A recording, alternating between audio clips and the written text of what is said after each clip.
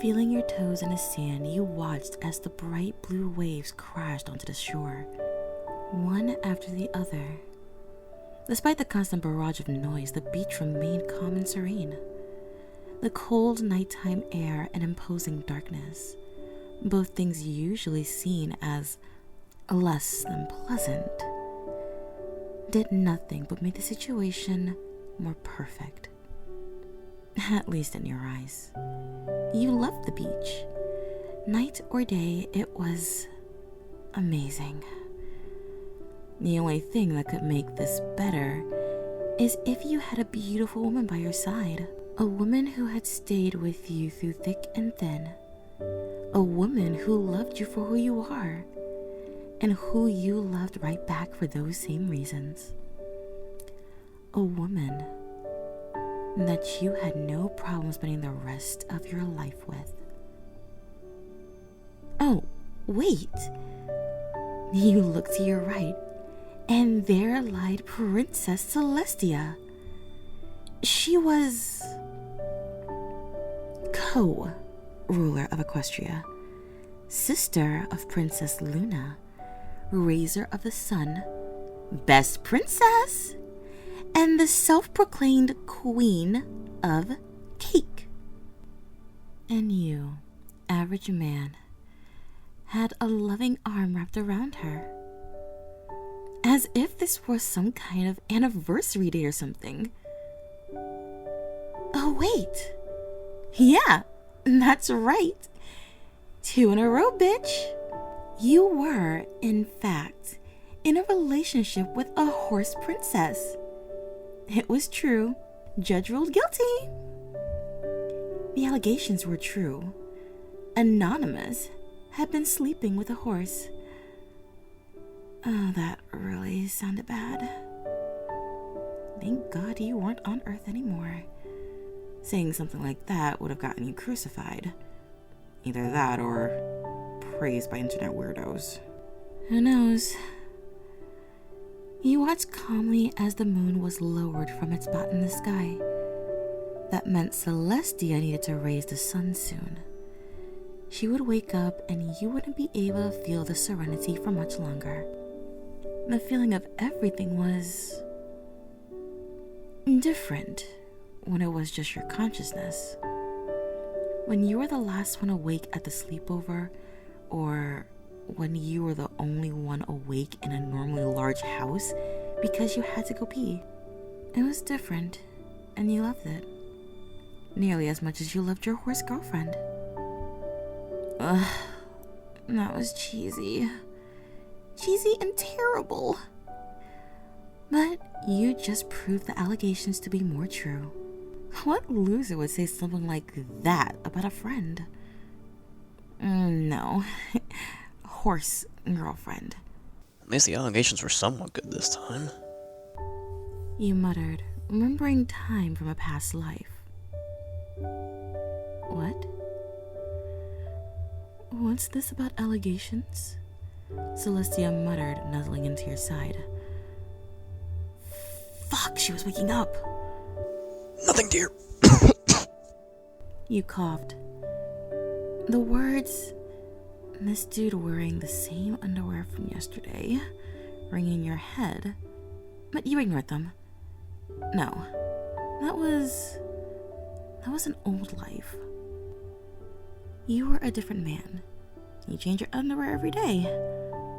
Fuck you, Travis. Asshole. I thought you were asleep. You asked, ignoring the side of your brain that wanted to beat Travis up. You looked down at her, cocking your head to the side in a questioning manner. She hadn't moved for an hour or so. It was the only conclusion you came to.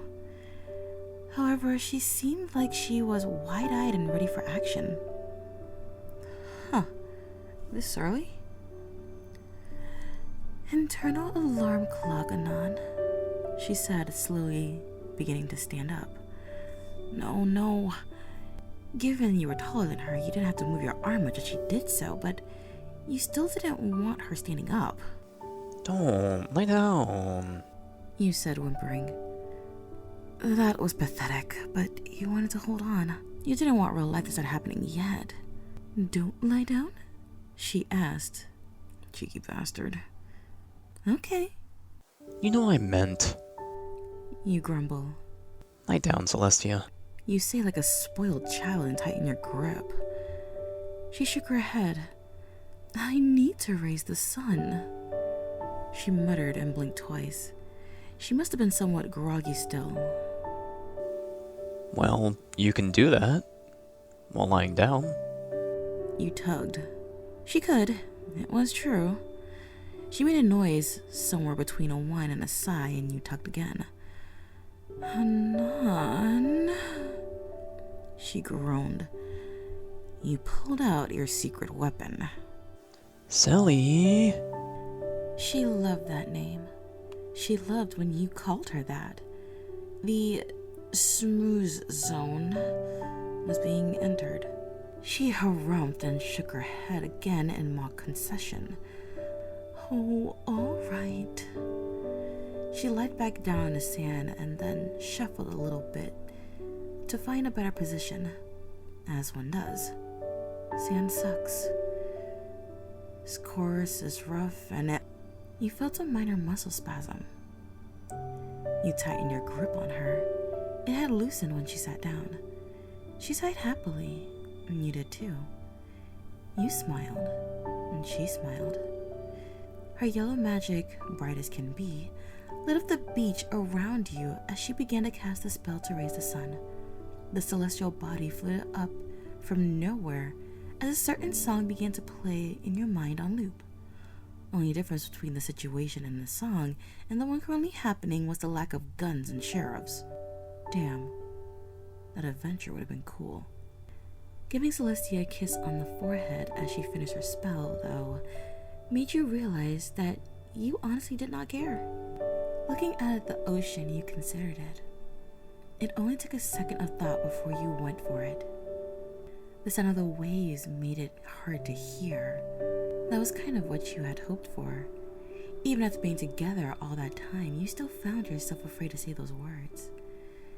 They were words that always had such weight behind them. Such a deep meaning. Words that can't be tossed around all willy-nilly. At least that's what your mom always told you. I love you too, Anon. She whispered back. Your heart hurt upon hearing that. But it was a good hurt. You had butterflies. You just didn't know what that really felt like until now. The aura of confidence you always exuded had only ever cracked around her. You smiled, and she nuzzled you again. Guns or no guns, sheriff or no sheriff, your guys' time had come. We had walked down to the ocean, and we sat with the rising sun.